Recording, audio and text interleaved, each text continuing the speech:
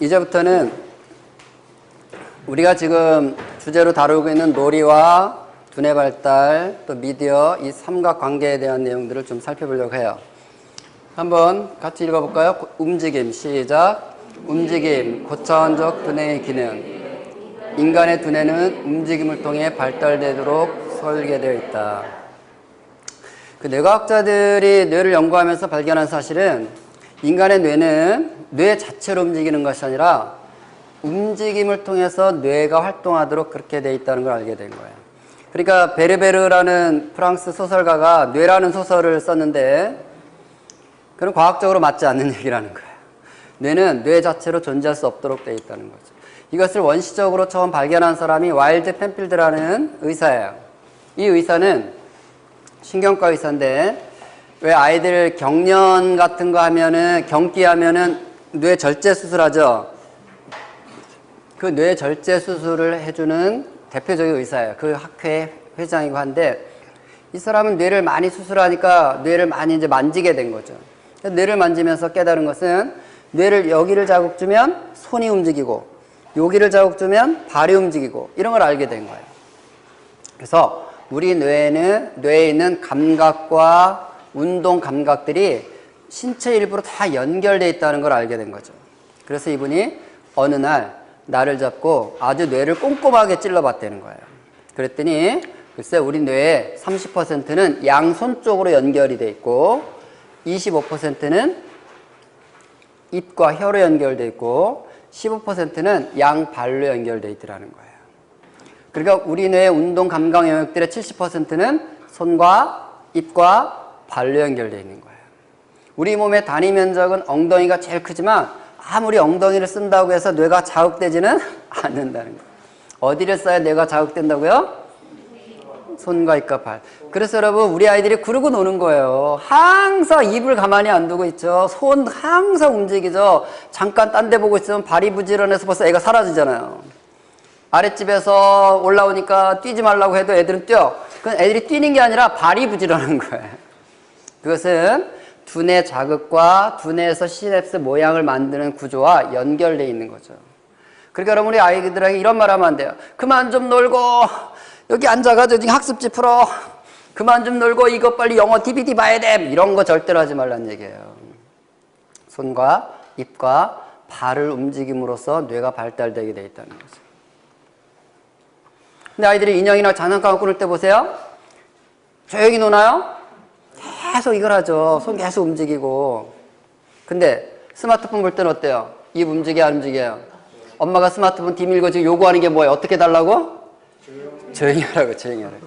그러니까 아이들에게 여러분이 편의에 의해서 스마트폰을 자꾸 준다는 얘기는, TV 틀어준다는 얘기는 손과 입과 발을 묶어놓는 행위인 거예요. 그 말은 두뇌 발달을 못하게 막고 있는 상태라는 걸 아셔야 돼요. 너 두뇌가 발달되면 인간 될 수 있거든? 너 인간 되면 안 되잖아! 그래서 TV 봐야 돼! 스마트폰, 이런 거랑 똑같은 거예요, 여러분, 그것이.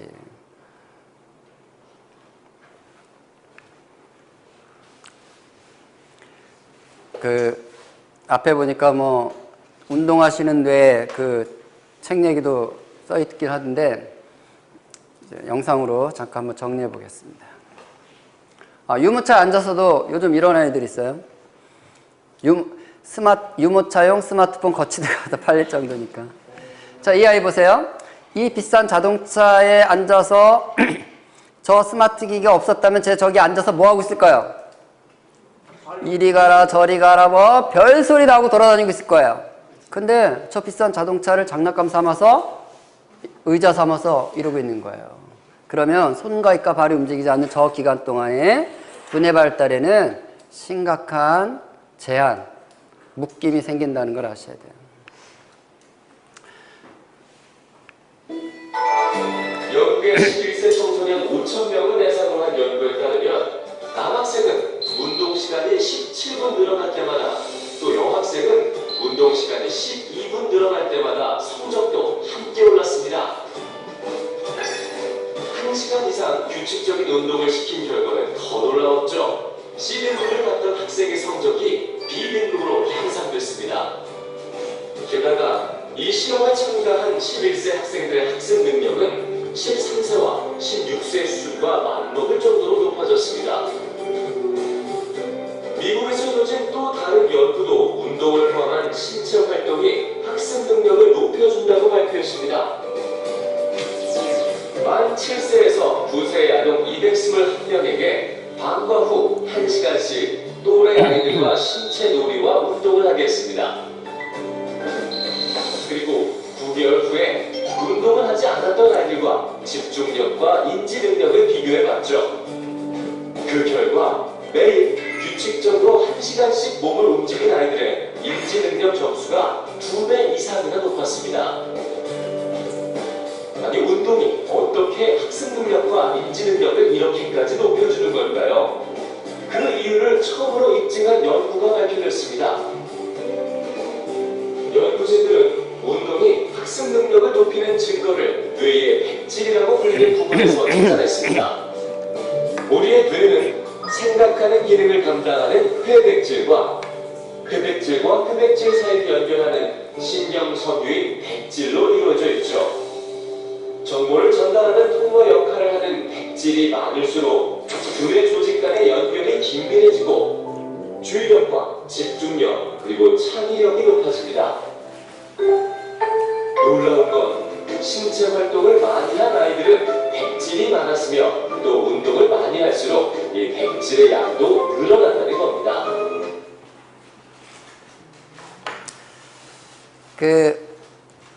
여기는 뉴런 있죠? 뉴런. 나무, 기억나세요? 이 나무에 줄기가 있습니다. 줄기가 있는데 이 줄기가 뭐냐면 양쪽 끝에서 전기 신호를 주고받아요. 이 줄기에 해당되는 것이 거기에 이제 배터리가 장착이 되는 거예요. 그래서 배터리 색깔이 흰색인 거예요. 그래서 이 1000억 개나 되는 나무들의 배터리가 많이 붙어 있으면 하얗게 보이는 거예요. 배터리가 적으면 회색으로 보이는 거예요. 그래서 아인슈타인 같은 사람들 있죠. 상징적으로. 이런 사람 어떤 사람이라고 우리 얘기해요? 뇌를 상대적으로 많이 쓴 사람. 그 사람은 시냅스 활동이 많았으니까 배터리를 많이 썼겠죠?